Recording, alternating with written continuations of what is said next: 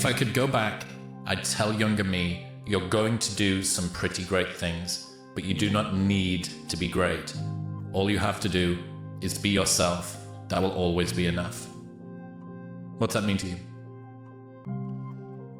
You know, I've had a lot of different thoughts that have come into my mind now having a child. When Courtney was pregnant, thinking about raising a child, myself when I was a child and all these things. And I think I always felt like I wanted to be good at everything I did and be great at what I did. And I never expected to be as good as I was. So it would just be such an interesting relief to be able to give myself to be like, you are going to be great. You're going to have all these things that you want, but you're also going to realize that they're not as important as you think they are.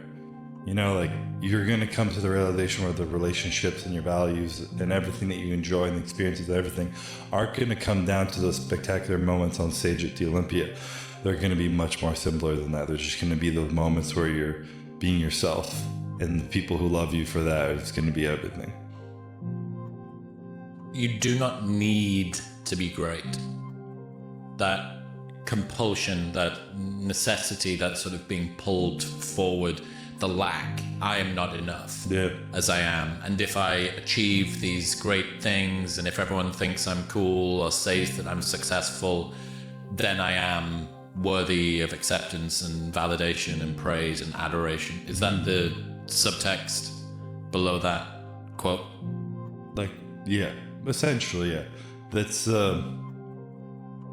it's just a drive of self-worth. You know, that's the kind of a buzzword of what's going on right now, but I think it's, you know, we were all kind of raised in a self-esteem society of being like, you can do anything, you can be anything, go be this, X, Y, Z, and it almost built expectations that we had to be these great things because we could be, and our parents didn't have these opportunities and the privileges, so we go do all these things, and there's just no need for any of it, you know? And I think when you were able to alleviate that pressure from it, like we were talking about the difference of like the extrinsic goals of trying to be the best in the world versus just trying to be my best self, you know, and setting authentic goals to myself.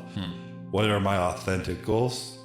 Winning the Olympia sometimes is a little more inauthentic than me truly trying to just push myself to be my best. Do I still enjoy that? Absolutely.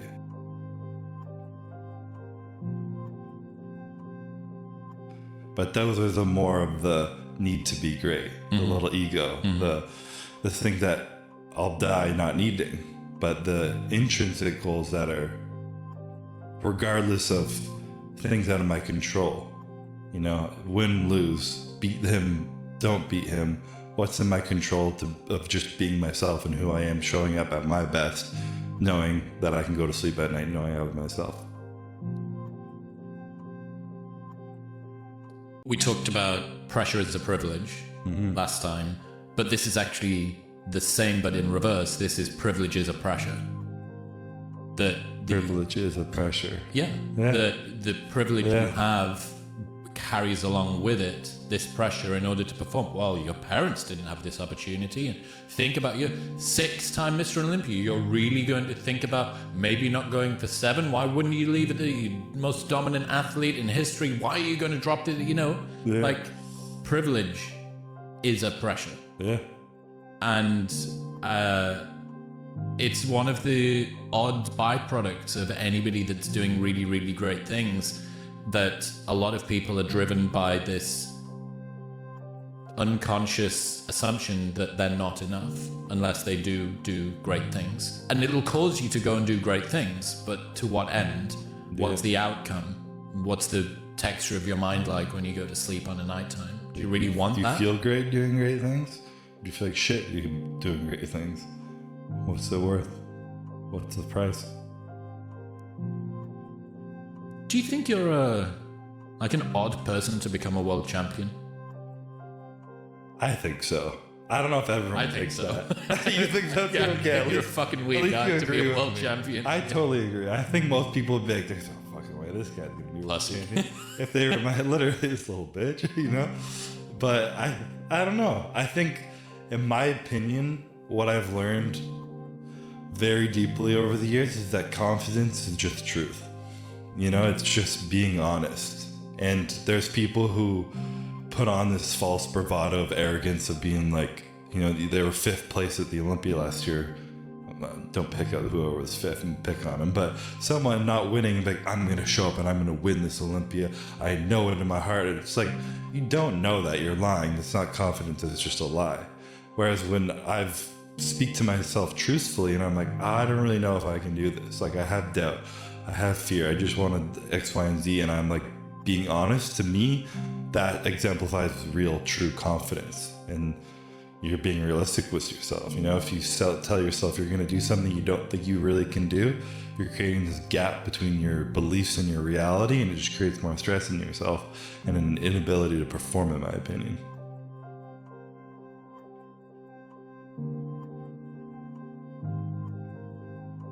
Unwavering confidence is a lie. The fears never go away completely.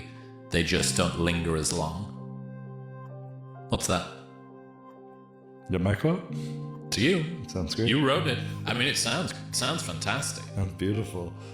I mean, that's kind of in that same boat.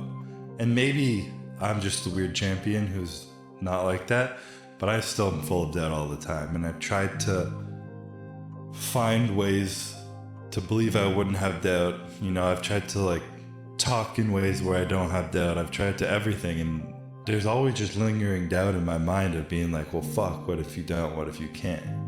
And it's just the truth of my mind. And regardless of that, over the past 5 years, I've still been able to perform, progress, and be the best in the world with that on my mind. So who's to say that I can't have that doubt on my mind while being a champion? There's no rules to it. That's why I've always said the champion mentality, the rules of being a champion, is that there are no rules. It's just whatever the champion does to win. Mm-hmm. That's it. And when you try and take that format and apply it to yourself, what you end up doing is it's like trying to put on somebody else's pair of shoes. Yeah. You go, well, I'm a size 10 and they're a size 8, and this is not going to work. Yeah. Well, the truth is A, B, and C are all wrong answers.